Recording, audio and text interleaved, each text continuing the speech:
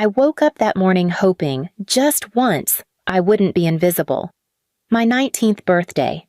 No party, no presents, no one knocking on my door with a smile. But I still brushed my hair, put on the jeans I'd kept clean all week, and whispered, "Happy birthday" to myself in the mirror like a secret only I cared about. In our house, birthdays were reserved for the golden ones. My sister Lindsay got her nails done and had friends over. My brother Drew got a new watch, dinner at his favorite steakhouse. Me? Last year, I got a vacuum cleaner Mom said I could borrow since I was always cleaning anyway. The year before that, silence. Still, I had hope. Stupid, aching hope.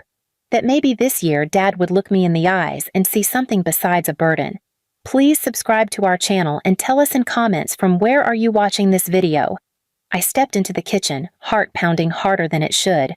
They were all there, Mom frying eggs, Lindsay scrolling her phone, Dad reading the sports section with his feet on the table. "Morning," I said. No one looked up.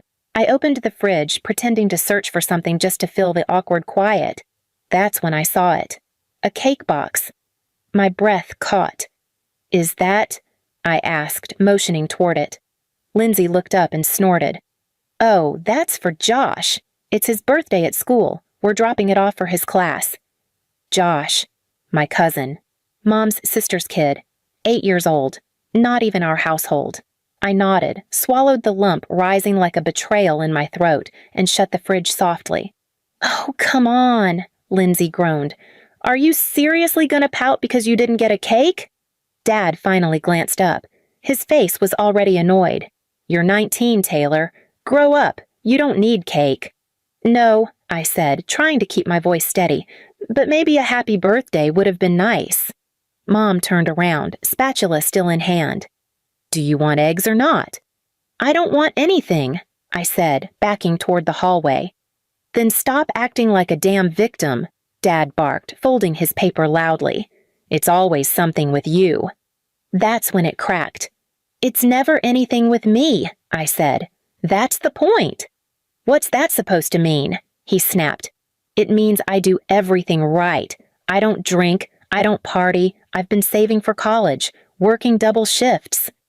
And living here rent-free while doing it," he cut in. "So don't start acting like some hero." I stared at him. This man who never asked how my shifts were going, never noticed when I skipped dinner so there'd be leftovers for Lindsay, who called me moody when I cried and lazy when I studied at night instead of scrubbing the floors. "Why do you hate me so much?" I asked quietly. His chair screeched back. He stood up, towering over me with that look he always gave when he wanted to make sure I felt small. "Don't you dare put that on me," he hissed. "You want to make this day about your drama? Go ahead, but don't do it in my house." I blinked. "Your house?" I whispered. "You heard me," he said, pointing toward the front door. "Get out." The room froze. "Dad!" Lindsay started, half laughing like it was a joke. "No. She wants attention? She can have it. Get your crap and get out, Taylor. Don't come crawling back when the world eats you alive." Mom turned away. She always did when it got ugly. I didn't cry. I didn't scream. I just stood there and realized I'd been hoping for something from people who had already decided I wasn't part of their version of love. So I nodded. "All right," I said. "What?" "You said get out," I said, walking to my room. "So, I'm gone." He laughed like I was bluffing. "Yeah, okay. Let's see how long that lasts." I packed fast. A duffel bag, 2 changes of clothes, my apron from the diner, a notebook full of community college plans they never asked about. I left behind every childhood photo, every school trophy shoved in the closet, every trace of the girl who once wanted their approval. On my way out, I passed the cake box again, still sitting pretty on the counter. "Tell Josh I said happy birthday," I muttered. No one responded. I walked through the front door without looking back. They didn't stop me. Not that night, not the next day, not ever. But what they didn't know, what they couldn't possibly imagine, was that the girl they told to get out on her 19th birthday wouldn't just survive. She would make sure the family that tossed her aside would live to regret the day they did. It started with silence. The kind that hurts more than words ever could. The first night, I slept at the 24-hour diner I worked at. The manager, Gloria, found me slumped in the break room, hugging my duffel bag like it was an anchor in a storm. She didn't ask questions, just handed me a hot coffee and said, "Sit, you're off the clock, kid." I wanted to cry, but I didn't. Something in me felt like if I let even one tear fall, I'd never stop. Within 3 days, I found a small room above a mechanic shop. The owner, Fred, had a sign that read, "Room for rent. No noise, no drama." I gave him my last $160. He took it without asking for more. That place had a mattress on the floor, one flickering light bulb, and mold climbing the corners like ivy. But to me, it was sacred. I was free. Free to think. Free to stop flinching. Free to wake up without hearing, "Don't touch that," or "That's not for you," or "Your sister needs it more." The first few weeks were survival. I picked up extra shifts, morning prep at the diner, evening cleaning at the rec center, weekends babysitting for a single mom I met through Gloria. I bought a burner phone, ate cold soup, showered at the gym across the street. I was invisible, but I had peace. Then, one day, I checked the college website again. That old dream I'd buried under their scorn. It whispered back. There was an open scholarship for community care workers, the same thing I'd wanted to do since I was 16. They laughed when I told them that. "Social work?" Dad scoffed. "You want to wipe strangers' tears for a living? Try wiping the table first." But I applied, wrote the essay in my room while rain tapped the tin roof like a heartbeat. I didn't tell anyone, not Gloria, not Fred, not even myself out loud. A month later, I got the email. Accepted. With full tuition. I stared at the screen, hand shaking. Then I laughed. The kind of laugh that bubbles out when you've been drowning quietly for years and suddenly remember what air feels like.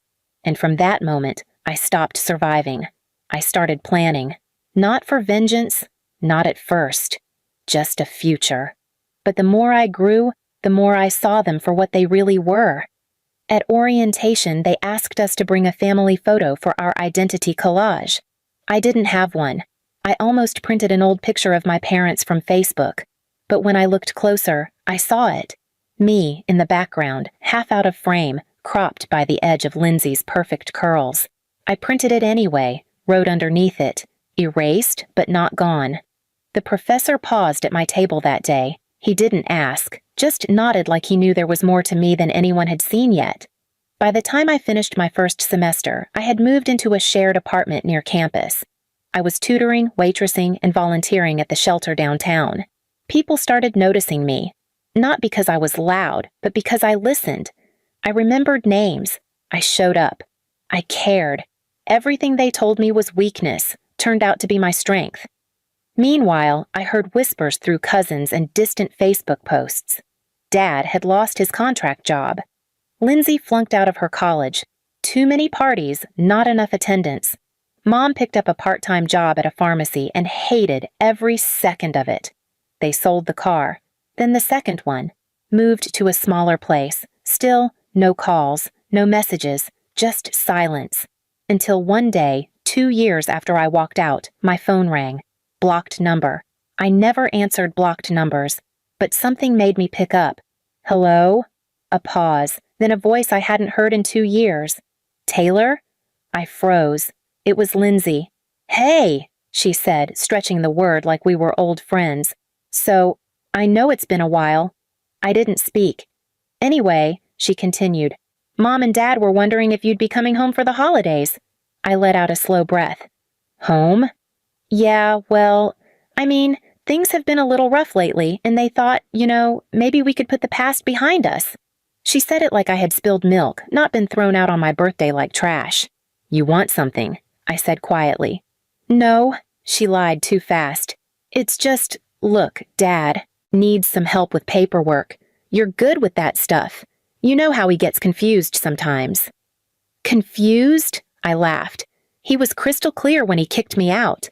She went silent, then more carefully. "They said they regret it. They really do." I could hear her voice shaking, but I also heard the TV in the background, The same channel Dad always watched, same volume, same life, still trying to rope me in, still thinking I'd forgotten, still assuming I'd crawl back. But they didn't know the girl they kicked out had built something they couldn't touch. And what I was about to do, I wasn't just going to say no. I was going to show them what it felt like, to lose everything they thought they could control. I didn't rush to answer Lindsay. I let her voice trail off into silence, then hung up without another word. My heart wasn't racing, my hands weren't shaking. It wasn't anger anymore, it was clarity. They wanted me back now because they were sinking. But the truth was, I'd already left them. Not just the house, not just the town. I'd left behind the version of myself who begged to belong to people who built their love like a wall with no door. And instead of calling back, I waited. I watched. 2 weeks later, I saw them in person for the first time since that night. I hadn't planned it. I was dropping off pastries from my bakery, yes, my bakery, to the shelter when I caught sight of them through the glass window of a pawn shop. Dad at the counter trying to sell his watch. Mom standing beside him, holding a stack of jewelry boxes I remembered once being too good for me to touch. Lindsay sat on a chair near the wall, scrolling her phone like the same entitled queen she always was, only now her shoes were scuffed and her purse looked like it had been bought second-hand. I froze outside the shop. My reflection in the glass was unrecognizable. Hair tied neatly, clean jacket, bakery logo embroidered on my chest. For the first time, I wasn't the shadow in their story. I was the one standing on the outside, looking in, deciding what happened next. They didn't notice me, but I noticed everything. The desperation in Dad's eyes. The way Mom kept glancing at the door like she wanted to disappear. The way Lindsay tried to look above it all but couldn't hide the crack in her armor. And that's when I knew. I wouldn't scream at them. I wouldn't throw my success in their faces. No, that would be too easy, too temporary. My revenge had to be quieter, deeper, permanent. I waited until Christmas. That year, the local paper asked to feature me in their Rising Voices series. A bakery owner at 21, a full-ride scholarship student, someone who went from nothing to building something that fed people who had even less. They came to take pictures, me kneading dough, handing out bread at the shelter, smiling behind the counter with my staff.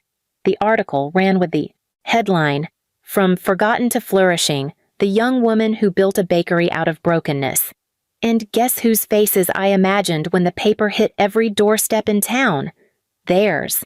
Because in the article, I didn't hold back. I didn't name them. I didn't need to. But I spoke the truth. I told the world I'd been raised in a house where birthdays went unnoticed, where love had conditions, where silence was punishment and cruelty was tradition. And I told them the moment I was told to get out and never come back was the moment I began living. Neighbors read it. Old family friends read it. Mrs. Jenkins from next door clipped it out and taped it to her fridge. Even teachers I thought had long forgotten me left comments on the online article. "We always knew you'd shine, Taylor." But the best part wasn't the praise. It was the silence that followed. From my parents, from Lindsay.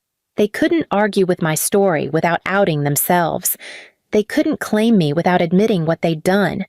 They couldn't twist it, because the truth had already cemented itself in print. The next time I heard about them was months later. Someone at the shelter mentioned they'd moved again. Smaller place. Dad couldn't hold a job.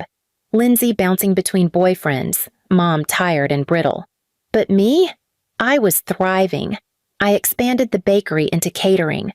Hired other kids who'd been tossed aside, just like me. Paid them fairly, treated them like family. Gave them the birthdays I never had. On my 22nd birthday, the bakery closed early. My staff surprised me with a cake. Candles, balloons, the whole thing. When I blew out the candles, I didn't make a wish. Because I already had it. I had a life they couldn't touch. A family I'd chosen. And parents who once yelled at me to leave, who thought I'd crawl back. They were left with nothing. Exactly what they gave me on the night I turned 19. Please subscribe to our channel and tell us in comments from where are you watching this video.